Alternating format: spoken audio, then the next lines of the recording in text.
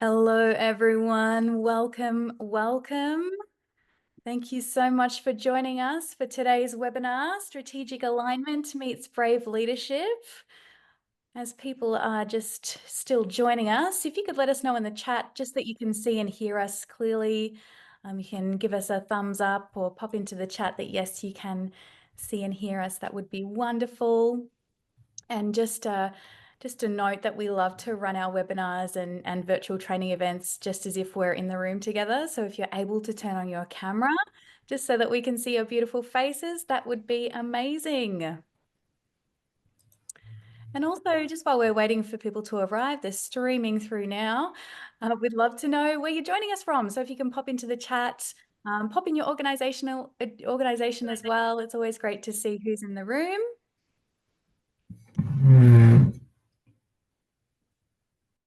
Fantastic. Everyone's coming through now. There we go. Alrighty. So we shall kick things off. We would just like to begin by acknowledging the traditional custodians of the land on which we are all learning here today. And I'd like to pay my respects to elders past and present, and also extend that respect to all Aboriginal and Torres Strait Islander peoples today. So thank you, everybody. We're really glad that you've made the time to be here today. The topic that we're going to be diving into has really has the ability to shape how we lead, how we influence, and also how we build organizations that thrive. And so we know in today's complex business world that leaders are really being asked to do more than ever before. We're being asked to align teams, to drive strategic direction, and also have the courage to lead with purpose, even when it's really hard. So we at the Leadership Sphere, we believe that at the heart of really great leadership is the ability to show up courageously. So we're really excited for today's session. Here is what to expect, the agenda. We're going to be exploring what brave leadership looks like in action, especially in the context of strategic alignment.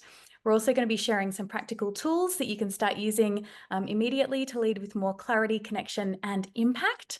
And then we're going to be opening up for a brief Q&A. So make sure that you engage with us, pop any questions that come up for you throughout the session into the chat, and we'll have the Q&A session in the middle there. And towards the end, make sure you stick around to the end because we're going to be introducing our Dare to Lead program for those of you who want to take this a little bit further. And to go deeper. And then we've also got a special thank you gift for everyone who stays with us through to the end today. Now, it is my absolute pleasure to introduce two brilliant facilitators and leadership experts. We have Phillip Ralph, our founder and CEO here at the Leadership Sphere, and Louise Duncan, senior facilitator and all-round awesome human. Awesome. Thank you, Kelly. Lovely introduction. I'll take it. Good morning, everyone. It's so great to see you and welcome to this webinar, and welcome to, there's lots of friends here of TLS and including organisations and other consultants and facilitators as well. So it's lovely to see your smiling faces, or at least your names if you haven't got your webcam on, but which is fantastic. So let's get into it. So these are the primary discussion points that we sent out as part of this webinar. So really thinking about how do we align strategy with values, and that we see that as the foundation of brave leadership. How do we continue to build psychological safety, which of course has had a lot of airtime of recent times, and also then how do we turn vision into action, which is often quite problematic for organisations. Just by way of really quick introduction, so we're in our 19th year. I'm the founder and CEO, and I guess our purpose is really creating leadership development solutions for individual teams and organizations that help them thrive. So yeah, really excited to be here with you today. And Lou, do you want to say hi? Yes, hi everyone. It's fantastic to be joining you. I'm a senior consultant, facilitator and coach at the Leadership Sphere, and I've been working with people for more than 30 years in different capacities and across industries. And I have to say that Dare to Lead is one of my most favourite programs, and what it allows us to learn about ourselves and how we can be more courageous in our leadership. So it's an absolute pleasure to be joining you this morning. Awesome. Thank you. People are still coming in, which is lovely. So we thought we'd start with really the macro view. So a view from the balcony, as we'd say, which really helps craft or set the scene or frame up why, courageous leadership and why now, and what's the relationship between that and strategy. So some of the things we're observing, but also some of the research that's coming out from around the globe. There's a lot happening. It's probably, I know, unprecedented is an overused term and can be seen as a cliche, but it feels like we're constantly kind of saying that. So these are some of the global trends that we're seeing, which are, you can read. So I'm not going to go through all of them, but to say that there's a lot of change happening around the planet is probably an understatement. So if they're the top 5 global trends, what's on the radar for HR practitioners, L&D professionals, and organizations generally? So definitely well-being is still really important. How do we adapt to a change in economic climate? How do we still create high levels of engagement, culture, and a collaborative environment for people? Diversity, equity, inclusion, and belonging are still really important. And how do we skill up a workforce? What's the future of work look like? And therefore, how do we respond to that? Which I think are really quite challenging questions, but important questions to answer. And then finally, what are people looking for in organizations? So our research has indicated that meaningful work and purpose is even more important than it has been previously. And we've talked about this a lot over the years, but particularly, even at the executive and CEO level where we often coach. And I've personally noticed that a lot of people say, I've just lost my mojo, I've lost my purpose, I've lost why I'm even doing this. And so that's really important. Things like manage financial security and compensation, flexibility and well-being, job security and stability, and then career growth and skill development. So if they're the trends, some of the reality, some of the things that we're really seeing as well from the research. So if 80%, so 80% of CEOs are dissatisfied with strategy execution, which is massive. So we can create and craft a nice strategy, but the overwhelming majority of executives and CEOs aren't satisfied with how that's implemented. So we know the execution piece is always the most challenging, particularly in a context of, constant change. We know 80% of change fails, and I know some people dispute that, but I think there's enough evidence to suggest if it doesn't fail, we don't necessarily get the benefits if we don't kind of call it a failure outright. Interestingly, half of CEOs don't feel supported. So this was research coming out from Human Synergistics only last week, which is pretty amazing. Half of CEOs don't feel supported by their organization. 75% of HR leaders report that managers are overwhelmed. That's probably not a surprise. 23% of HR leaders are confident that they have leaders who are fit for purpose, if you like, fit to lead into the future. And as it says there, 1 in 4 employees actually don't even understand the values that drive the culture of their organization. So there's a lot of work to do, I think, in organizations. There's a lot of work to do in terms of crafting strategy and then being able to implement it. But then how do we enable that? What are the key things how do we shift that 80% from 80% dissatisfied with strategy execution to 80% are really happy with it? And that's the subject of, what we're really talking about today. One of the frameworks we really like is from Patrick Lencioni, and I'm sure many of you have read his work. This is a really nice, I think, a really nice model. So you can see those 4 areas. The first one is the old 5 levels, which, has been around for a long time, but is universally well known and well liked. The second part is probably not as common, but the creating clarity and the 6 questions that we use with our clients as to help them with the strategy and helping them create clarity around that. Before I move on to that though, number 3 is over communicating that clarity, and 4, reinforcing clarity is not about, really, really over communicating. Reinforced clarity is about how do we align systems, processes, and policies. So reinforcing it from a systemic perspective. So those 6 questions, as you can see here, we've utilized these questions with clients. I remember, to make this kind of real, with a French company who had, an arm in Australia. The French headquarters had set unbelievably high targets. We spent 2 days with the executive team answering these 6 questions. They shot the lights out. They exceeded the target by 20%. And they said it was because they had clarity on these 6 areas. So for us, that clarity of strategy, we're all aligned and we know how to execute it, is really important. So that's the first part of what we think about. And how do we align that strategy with values? So you can see there is, talking about core values, using them as decision filters, and ensuring that there is an alignment there between what we say and how we behave.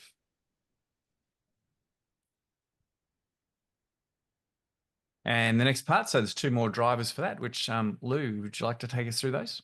Yes, sure. So thanks, Phil. So really, first of all, we need to draw our attention to psychological safety. And the reason that we do that is because it's the foundation for engagement and accountability. So as leaders, we need to be really conscious and aware of this. We need to actively build it and also continue to allow it to be reinforced and established at every opportunity. It's not a set and forget process. Ultimately, when we lead from, just make sure my slides are moving. Here we go. Ultimately, when we lead from that place, when we prioritize psychological safety, we create environments, as this slide highlights, where people feel safe to speak up, ask questions, challenge the status quo at times, be really honest, without fear of blame or judgment or humiliation. And from that place, people they're more likely to want to contribute, to feel like they can contribute fully, and then take ownership of their actions. So it's a beautiful balance between engagement and accountability. And this ultimately supports organisations and teams to work towards shared objectives and mutual purpose. From that,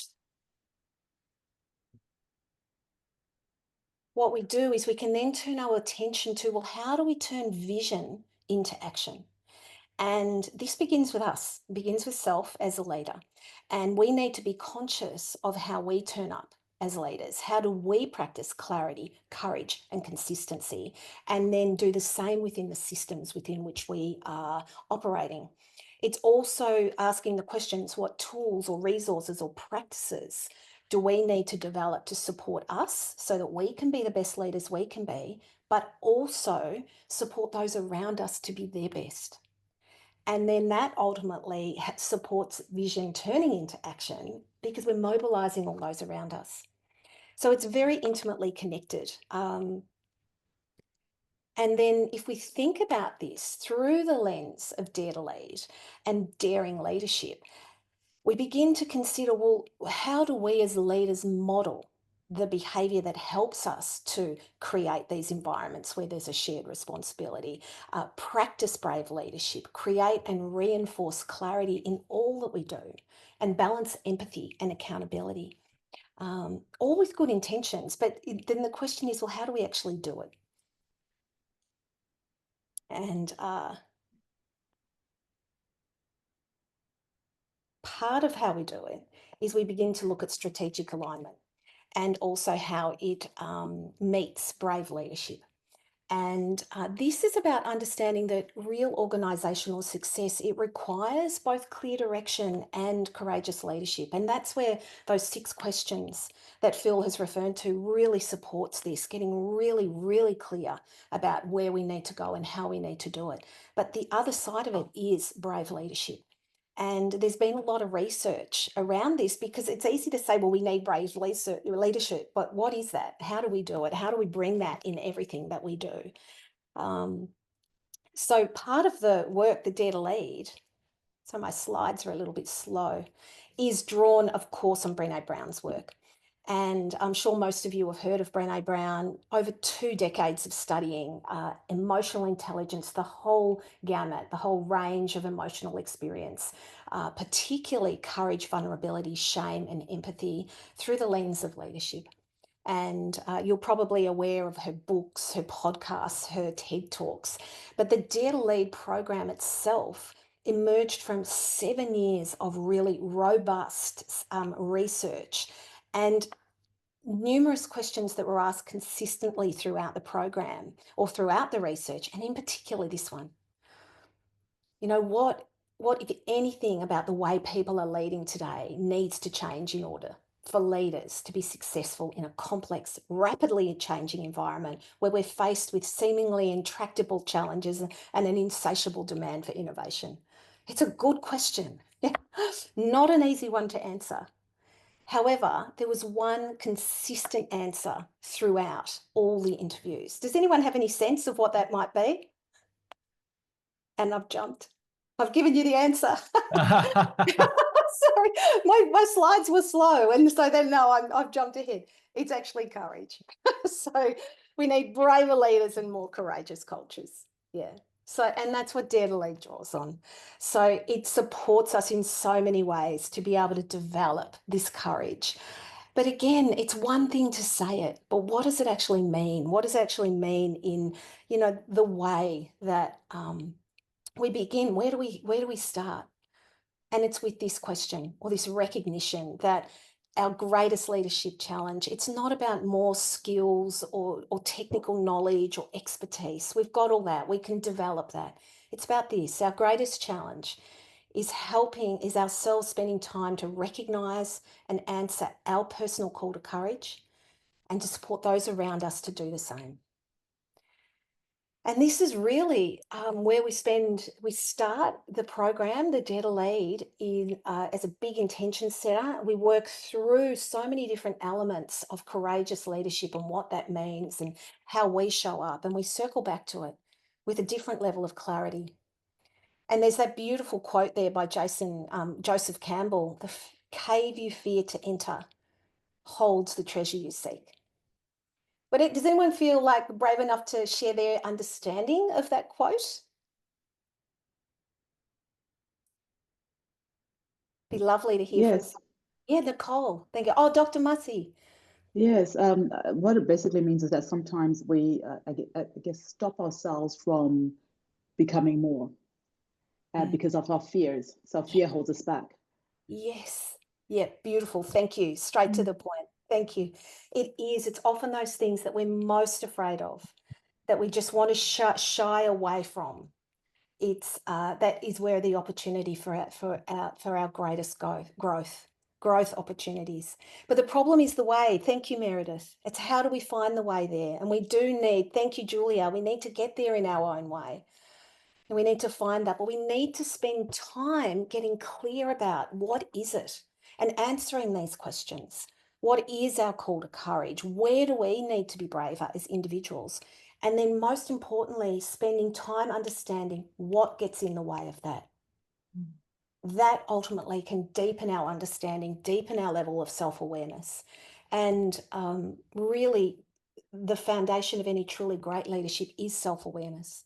We need to be able to spend time to get really clear and allow that deeper understanding to emerge.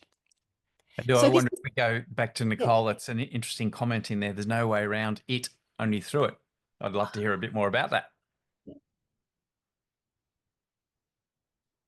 Nicole. Nicole's turned the camera off. She might have put something in the chat and ran. Yeah, that's right.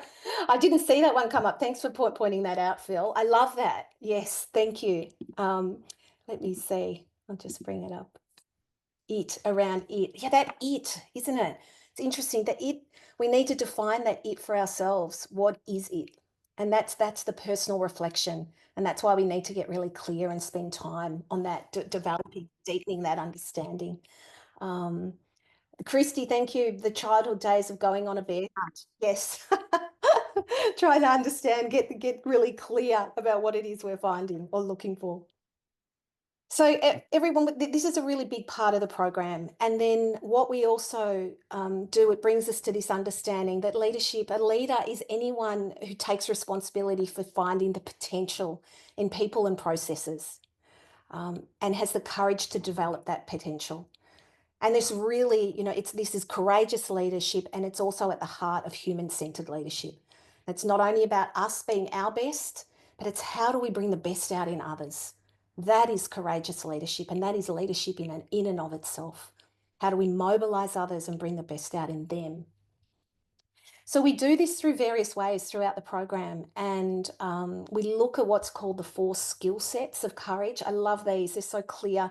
The rumbling with vulnerability, living into our values, braving trust, and learning to rise. And Phil's going to tell you a little bit more about this in a moment.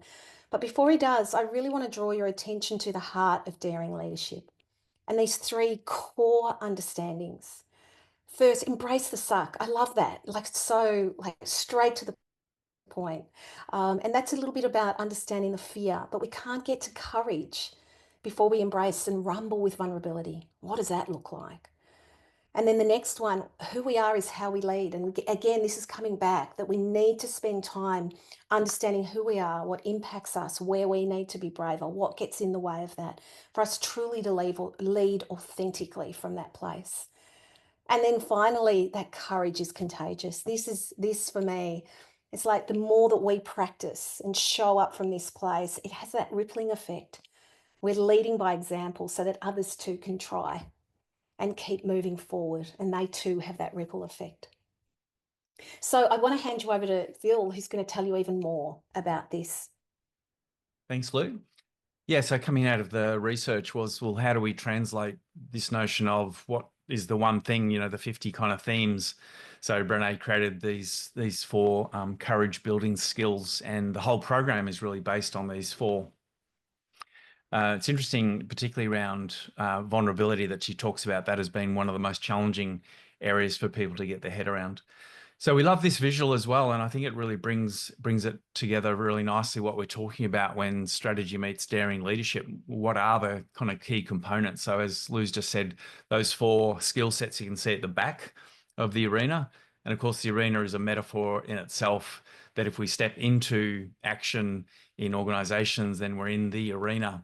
And there's a whole bunch of people who are sitting on the side, some of them in the cheap seats, for example, who might throw advice or criticism while we're engaging in the arena. So in Dare to Lead, we do start with a daring leadership assessment, which I'll show you a sample of in a sec.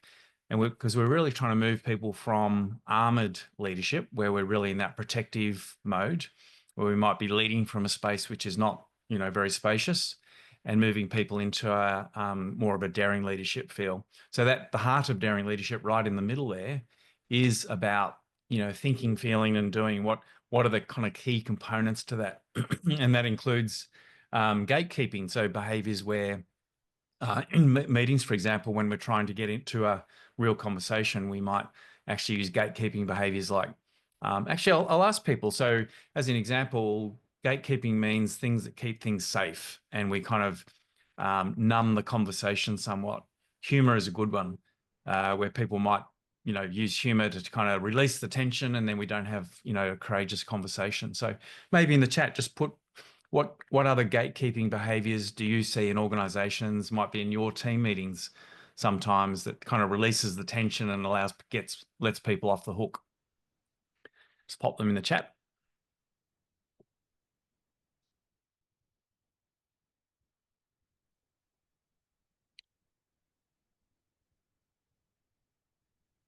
Can you think of any others? Social chat, great. Thanks, Kate. Silence, delving into detail. Thanks, Kristen. Welcome. Strict meeting structures. Yeah, that's right. Oh, 100%. Yeah. Thanks, Cam. Fear of going to areas of my discomfort. Yeah, there's so many ways we do it. Let's stay on task. Let's stay focused. In fact, what people are saying is, let's not talk about the hard stuff. Yeah, let's talk about task, which is safe and easy. And we don't ask those questions that need to be asked in that. Exactly. And thanks, Julia. Same. This is how we've always done it. Yeah. So back to the arena, also you can see at the front part, the shadow side. So shame shields, shame in organization, empathy misses, armor, and offloading hurt. So how emotionally kind of literate are we, or how emotionally intelligent we are? So if we're going to be daring leaders that meets strategy and really drives the strategy, we need to be able to not only do more of things at the back, the 4 skills, excuse me, but also how do we become super aware of shadow side and talk about shame and what that actually means? And Brené talks about the jaws of shame. So I'm not enough. And when we step into the arena, sometimes people in the cheap seats might say, who do you think you are? So the jaws of shame can keep us small and keep us from really engaging in the action. So I mentioned a couple of assessments. So these are 2 of several that we do during the program, but these are available, so you can actually jump on Brené's website and go to the Dare to Lead hub, and you can do the Daring Leadership Assessment for free. And the one on the right, while part of the course, you can actually also do this survey within the book itself for those who haven't read it. So if you're interested at all, you can create a little, 5-point scale for yourself. So these are really, again, done very early so people can understand where they might be more armored versus more daring. And the other thing that Brené talks about is if we want people to reduce the armor and, not have the kind of the shields that we often have in organizations, what do we replace it with? And it took her a while to actually come to this realization. She was talking to people for years about just be more authentic, be more vulnerable, be more daring. But then what have people got? What's in the kit bag? And so one of the things we talk about is grounded confidence. And what's one of the foundational principles that grounded confidence is really having the rumble skills. Yeah, very Texan kind of language, but how do we have the conversations that may be a little bit harder for us? How do we bring curiosity to those conversations? And how do we continue to practice and evolve over time? So that grounded confidence is what we spend a lot of time in the program talking about. And so it's really critical if we're asking people to, de-shield, if you like. What does that really look like? So the first of the 4 courage building skills, myths of vulnerability. And I think this is where, Brené talks about this is probably the most misunderstood and misrepresented part of the Dare to Lead principles and book, that the vulnerability is not about, she tells a funny story in one of the videos we show in the course about someone coming up and said, I want to be a vulnerable leader. How many times should I cry at work a week? That's not what vulnerability is about at all, right? It's not about weakness. In fact, her research showed that there wasn't a single time where people demonstrated courage where vulnerability wasn't present. By their very definition, vulnerability means emotional risk or exposure or uncertainty. And so by its very definition, it takes courage to move into, that space. I don't do vulnerability. I can go it alone. Myth number 4, you can engineer the uncertainty and risk out of relational vulnerability. So she talks about the difference between systemic vulnerability, where, as a Houstonian, she doesn't want rocket ships falling out of the sky. So you want your systems and processes and machinery and aircraft to be not vulnerable, but we want our relationships to be vulnerable. Trust becomes before vulnerability. I really like this. So again, what we talk about it, we incrementally do both. We do a little bit of, give a little bit of trust, a bit more vulnerability, a little bit of trust. It's not like we have to trust in order to be vulnerable. Again, it's kind of counterintuitive. And then finally, vulnerability is disclosure, which we talked about a moment ago. It's not about disclosure. Vulnerability is about leaning into situations where we're not sure how people will take what we're saying, or not sure what response we'll get from people. And then clarifying our values. So sometimes when we enter into the arena, the only thing we have to carry with us is our values and purpose. So why are we here? What's the purpose of the meeting? What's the purpose of the project? And we have our values to guide us. And so if we don't have those things, we can feel a little bit lost. So one of the things we encourage leaders to do is values clarification. I'm sure many of you have done this or facilitated, many programs around this, but I really like the Dare to Lead approach. Is it's not 10 values or 5 values, it's 2. What are the 2 values that you're super clear on and really guide you? So that's courage skill set number 2. Then the third one is trust. And some of you will be familiar with the mnemonic around trust. So what are the boundaries we need to put in place? How reliable am I? What's my levels of accountability? Vault, I really like. When people come and, as Brené talks about, hotwire connection with you by telling you secrets. And sometimes they're not their secrets to tell. And so what people don't realize is when they do that, you realize, well, actually, if they're telling me what Bob said to them in confidence, they're probably going to tell other people what I say to them in confidence. So the trust will be eroded. Integrity, non-judgment, and generosity. So again, this is one of the frameworks we use. We get people to assess themselves on trust and assess their teams on these trust measures as well. Then the final skill set. So through the research, Brene was able to say, well, you know, leadership's tough. Leadership is challenging. We don't need research to tell us that, right? We're all kind of leaders and it can be really challenging. But the learning to rise process, there was a set of people who are able to do that, a cohort who are able to do that predictably, reliably, and when things got tough. And they demonstrated a certain skill set and mindset as it was being able to kind of calibrate or reckon their story, understand their story, understand that a lot of the times we make up stories. And how do we go and test those? That's the rumbling, owning our story, owning our part, you know, in the parts that we may not get right. And then finally, the revolution. How do we move forward, you know, whether it be a project or a relationship? So they're the 4 courage building skills that we focus very heavily on in the program. And back to this slide, which is really about brave leaders and courageous cultures. You know, the heart of daring leadership are these 4 skill sets. And just as a segue before we hand over or back to Callie, is thinking about these 8 areas. So these are the way we structure the program. And you can see the first part is really about what gets in the way of daring leadership. And so we've got things like armored leadership. We've got a lack of emotional literacy, not being vulnerable or authentic, and letting shame get in the way when we you know, that when we've got that voice on our shoulder. I'm not enough. I'm not good enough. I don't deserve to be here.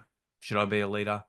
And I don't care who I talk to. And I think, Lou, you're the same, that we can be talking to very senior, high-level chief executives. You get them in a room in a private conversation and they go, I'm just not sure I'm the right person or I'm good enough for this job. And I go, wow, you're one of the most strongest CEOs that I know in Australia. And even those people have doubts as well. So it's, you know, it's just one of those human conditions.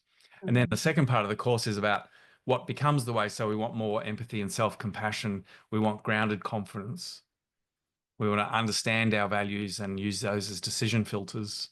We want to be able to give and receive feedback and build trust with our team and stakeholders.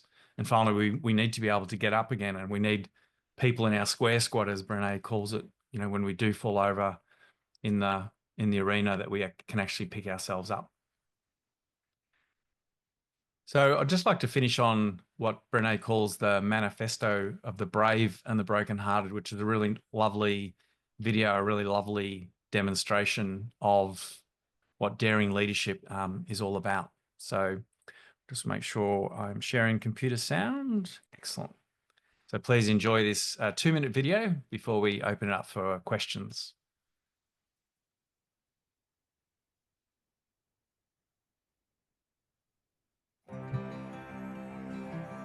Manifesto of the Brave and Brokenhearted.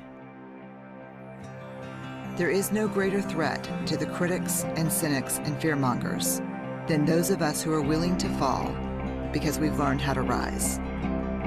With skinned knees and bruised hearts, we choose owning our stories of struggle over hiding, over hustling, over pretending. When we deny our stories, they define us. When we run from struggle, we are never free. So we turn toward truth and look it in the eye. We will not be characters in our stories, not villains, not victims, not even heroes. We are the authors of our lives. We write our own daring endings. We craft love from heartbreak, compassion from shame, grace from disappointment, courage from failure. Showing up is our power. Story is our way home. Truth is our song.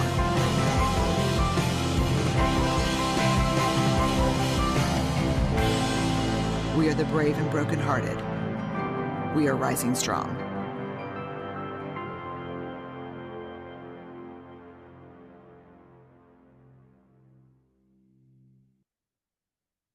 Okay. It'd be great just to get your reaction to that by putting any words in the chat that you heard that really resonated with you, or an idea that resonated with you. So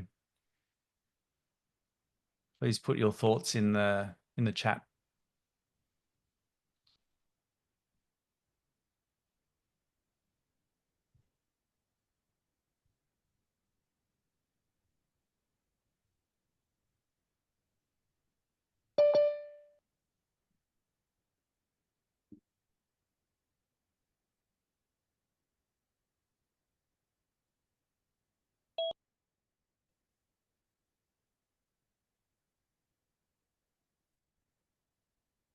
I'm being patient because I know it seems to be some weird 10-second delay here. Oh, here we go. They're starting. Thanks, Dr. Massey. We are the brave and broken-hearted, paraphrased. Yeah. Other thoughts? Just while people are thinking about one of the strongest, not what happens, but how we respond, absolutely, is the author of our own lives, to paraphrase that we have that power to be an author. Taking ownership for failures, thanks, Kate, and showing you can improve and have not let it defeat you. Be the better person to lead by example. Love it. Okay, look, thank you so much. I'm going to hand back to our moderator, Kelly, who will guide us through the last part, including Q&A. Fantastic. Thanks so much, Phil. And thanks, Phil and Lou, for providing some fantastic insights into the Dare to Lead program and really what is behind our topic today. So we'd like to open up for any questions. So pop any questions that you have into the chat now, and we'll endeavour to get through as many as possible. I'm just reading some more comments coming through there, Phil. Until we move through struggle and our own stories, we will always be limited by fear. Lovely. Thanks, Jason. So true, isn't it? Absolutely. And also a couple of the other comments that the importance of showing up and owning our story, trust, and then also it's not what happens, but how we respond. And taking ownership, accountability of how we show up. Yeah, I think it's easy to say we live the values when things are going really well. But when there's struggle, either personally or professionally, yeah, that's when our true grit really shines through, doesn't it? That can be really hard sometimes. Yeah, absolutely.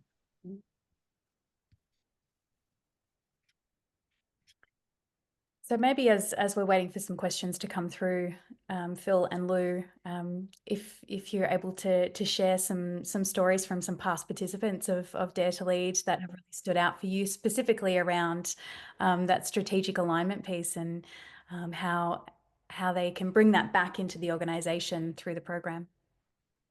Yeah, I might kick off. I think, yeah, so many. I was thinking about not so much the strategy piece first, but I remember a recent participant was talking about her workplace was quite toxic.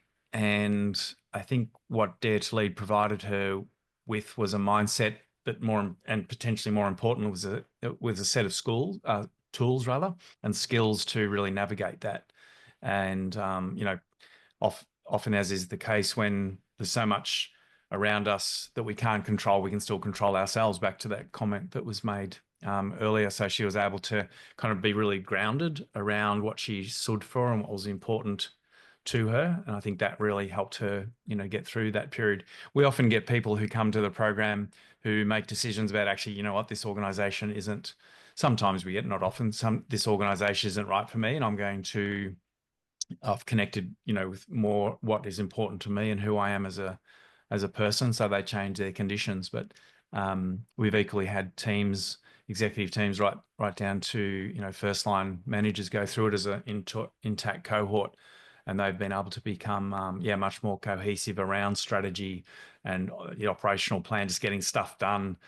Because for us, the birthplace of innovation and strategy activation is being able to have those conversations, being courageous, being able to rumble, to use the Dare to Lead language, to make sure that we're not one of those 80% that actually fail to realize the change that we're seeking. So yeah, it's very powerful. Amazing. And we do have a question here, Dr. Massey. She's already in a leadership program. Is there benefit in doing more than one? Do you want to speak to that, Phil? Yeah. I think, well, firstly, leadership is a lifelong journey. So we take what we need from different programs. And I think some programs will suit some people some of the time. I was speaking with a chief people officer yesterday, and we're talking about emotional literacy and other things in their organization. And she asked me the question, do you think emotional capital is the tool we're using with that organization is still relevant? I said, emotional intelligence and emotional literacy is the foundation of leadership, no matter what the context. So I think if you're going to focus on something in an organization and ourselves, I think Dare to Lead gives you a set of tools which will be useful across multiple contexts. And because it is quite a personal journey, but it's in an organizational context, I think the Dare to Lead program is applicable to just about anyone. So yeah, I think they build on each other, don't they? I don't think it's an either or. Yeah, absolutely. Yeah. And if there's anybody that has a question that would like to come off mute, I'm also happy for that as well, rather than popping it in the chat.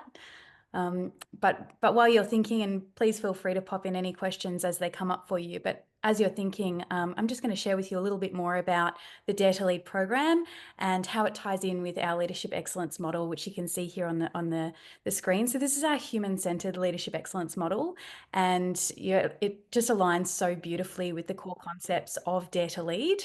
As Brené Brown says, who we are is how we lead, and so our model there, as you can see at the top, starts with leading self, because we really believe that transformational leadership begins from within.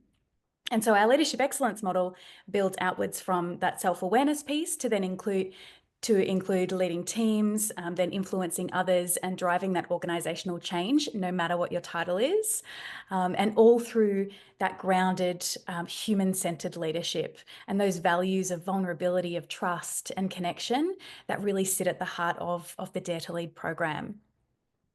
So in today's ever-changing world, and this may also help you, Dr. Massey, is that leaders are facing more complex challenges and more pressure and more change than ever before. And that's exactly why this Dare to Lead program exists. It's designed to help you to navigate that uncertainty with confidence. And it's not by pretending to have all the answers, but building that self-awareness, the emotional intelligence, as Phil just mentioned, and that courage that are all really essential for leaders of today. So you'll learn how to develop resilience under pressure, how to lead through tough conversations with clarity and empathy, and also how to foster a culture of trust and accountability, even when things feel really uncertain or there are really high stakes. So at its core, Dare to Lead really helps you grow into the kind of leader that people want to follow, someone who's really grounded, brave, and real and authentic. So it isn't just about theory, it's about practical, human-centered leadership that's authentic, brave, and really aligned with real-world challenges as leaders. So who's the Dare to Lead program designed for? A couple of categories here. So new and emerging leaders, or mid-level managers who are seeking growth. It's also for executive change agents and innovators, and of course, organisations committed to leadership development. Phil, would you like to speak, or Lou like to speak to, obviously there's quite a number of different categories here who the Dare to Lead program is designed for. Do you want to speak a little bit around how that works in a group setting? Yeah, I guess we could have we have in-house programs where there might be a particular, at-level group, I guess, but also like any program, if there's multiple levels in a kind of a rank or hierarchy or managerial sense, we do need to be mindful of that and think that through. But I think what 99% of the time happens is that the mix of people creates some amazing learning, because we learn from each other as much as from the content or the facilitator. As much as it dents our ego, we're probably lower down in the pecking order in terms of learning. People love the collegiality in the breakout rooms if it's a virtual program as well. And related to that, I've just seen Cam's, who I know pretty well. Welcome, Cam. Any tips to build trust quickly with new team and large workforce? Strategy and alignment is required in a short time frame. That sounds like an interesting challenge, Cam.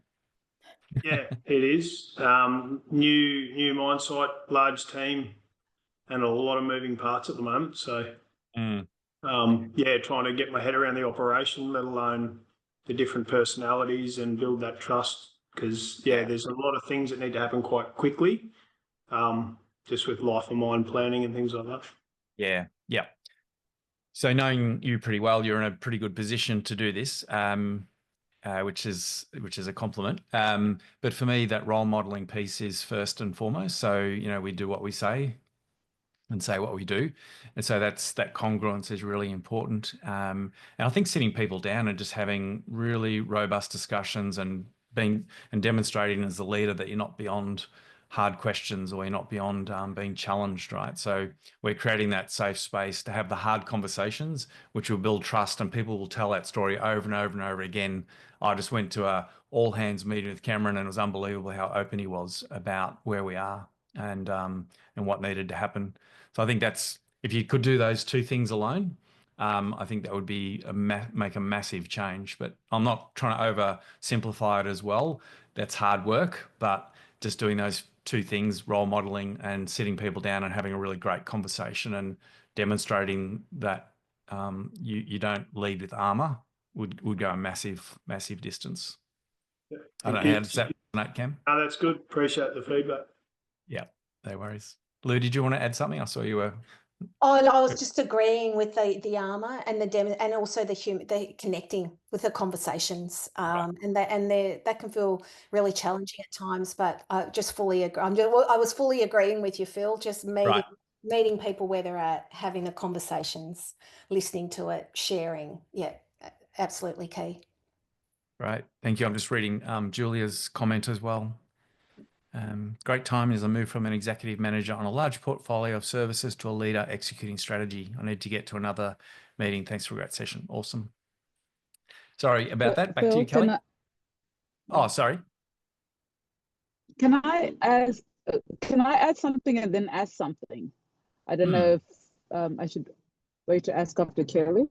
No, go for it. One thing about the Cameron who asked that thing about how to create quick trust, and I like both your responses, and it's interesting because I don't know whether I read this in a Brene Brown book or another leadership book about how some big leader came into a new organization and he wanted to do a similar thing of that trust quick. And what he did was, instead of just staying behind the screen and thinking about the behind the scene things, he went to the floor and meet people and talk to them. And like you said, that talking to people is trust, rather than getting in people behind the computer in the office trying to get up to speed. It's about reaching out to them. So yeah, that's what I wanted to add to that. 100%. I don't know if it's in the data. Thank you. Yeah, you're cutting out a fair bit there, so we might leave Can that, you but hear I me? 100%. No, And then you another question is, oh, was that? Yeah. Okay, I'll put in the chat. We did hear your point, and then you started to cut out, so we might yeah, it is a pretty shaky line, so we might have to keep moving, I think. And maybe if you can pop into the chat if you did have a question, that would be wonderful. Mm. I've just also noticed, Nicole, you've taken yourself off mute. Would you like to ask a question? Oh, no, thank you. I'm just You're all good. paying attention. Amazing. So I think, yeah, just bringing it back, Patrick's also mentioned in the chat, you know, who's this program designed for? Everyone, because it encompasses not just building leadership capacity, but it's for building life capacity as well. And I love that. Thanks, Patrick. So this program really is perfect for you if you're experiencing any of these things on the screen, so emotional fatigue and burnout, if you're having difficulty navigating conflict or even giving constructive feedback, maybe you're finding it hard to build or rebuild trust in a hybrid or remote or any high pressure environments. Maybe you feel like you've got to do it all because that your team lacks initiative or accountability. Or if you're facing pushback or any passive resistance to new initiatives or cultural shifts, then this program really is a great fit for you. And I wanted to share this testimonial. I really love this. It's from Gavin Altus, Managing Director at Centrient. He said, Phillip Ralph and the team at the Leadership Sphere run some of the best leadership development programs here in Australia, and the recent Dare to Lead program was one of the best programs I've been a part of. It's well structured, excellent content, and an amazing group of people leaders on the program. Over 8 weeks of this virtual program, I've transformed some key areas of my life and integrated new approaches to leadership at work and at home. Shout out to Phil and the team for running such high quality leadership programs and for having such a profound impact on those who were involved. And I really think this particular testimonial, goes a long way to show how a program like this can truly have a profound impact on the lives of those who dive deep throughout the program, not just in a work context, but also at home as well. So what's included in the program? I'm just going to skip there. So there's 8 3-hour weekly virtual leadership development workshops by our expert facilitators. And I actually noticed just the other day, Phil, I was on Brené Brown's website, and Phil is the only male Australian facilitator of the Brené Brown program. There's also pre and post work, including supporting online resources. Brené Brown's bestselling book, you'll get a copy of that as well. And an exclusive Dare to Lead participant workbook will be mailed out to you. We also include Actionable Habit Builder, which is an app that can help you to drive change and really build upon the learnings outside of the session. So it's based on nudge theory, and it's a really great piece of technology that we add to the program. And then you also receive official certification and a LinkedIn badge on completion of the program. And so just bringing it back to the Dare to Lead roadmap, Phil's already spoken to this, but you can see how the start of the program is really focused on what gets in the way, so that armored versus daring leadership and the myths of vulnerability, moving through the shift there, through the shame, resilience, empathy, and self-compassion, and then followed by what becomes the way, so that grounded confidence and rumbling skills that we've spoken about today. Also, because you've joined us here today, we do have a bit of an incentive for those to join our October program. We do also have another one coming up in July, but there's only 2 spots left in that one. So this is an early bird offer for October. So as you can see there, there's a savings of $275, and all you need to do is just email us at inquiries@theleadershipsphere. And that offer is available until next Wednesday. And we've also created a couple of other bonuses, which we think are pretty cool. So we've got the alignment activation map. So this is a 1-page canvas to really help you connect your vision, values, and strategic priorities. And it's absolutely perfect for any offsites or team alignment sessions that you might have coming up. The second one is the focus filter, which is a really simple tool to help you and your team to quickly assess which initiatives are going to support your strategy and which are distractions. And then also our Dare to Lead debrief guide. So this is a reflection and discussion tool to bring the Dare to Lead framework into your next leadership meeting or your next offsite as well. So they're the bonuses. If you join the program in the next week, there's also an exclusive webinar bonus. So for the first 5 people that register within the next 48 hours, they'll receive a 45-minute one-on-one coaching session. So it's valued at $500. So a really great incentive there. And the dates here of our next 2 upcoming programs. We've got July, as I mentioned, we've only got 2 spots left there in the July program, and then October as well, starting on the 9th of October. So you'll notice the July program is running on a Tuesday, and the October program is running on a Thursday.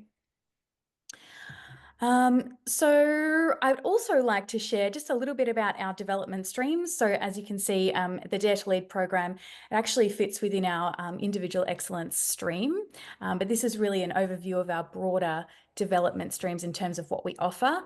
So the individual stream also includes executive coaching, supplemented by those individual profiling tools, so 360s, for example.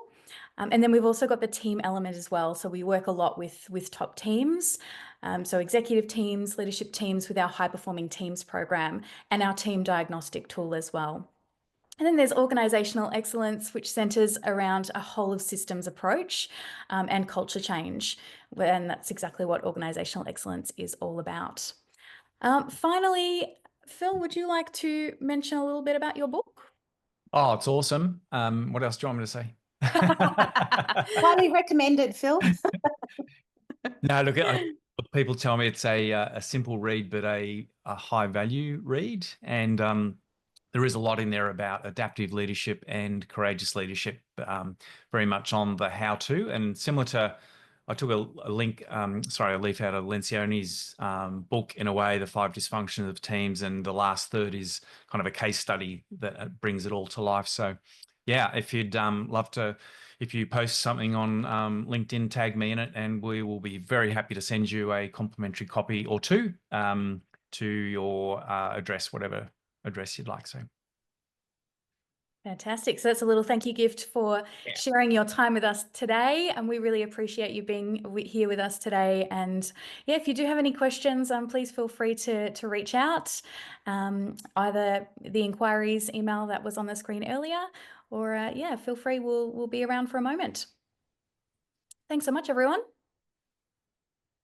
Thanks so much, everyone. Thanks for attending. Thanks everyone. Much, everyone.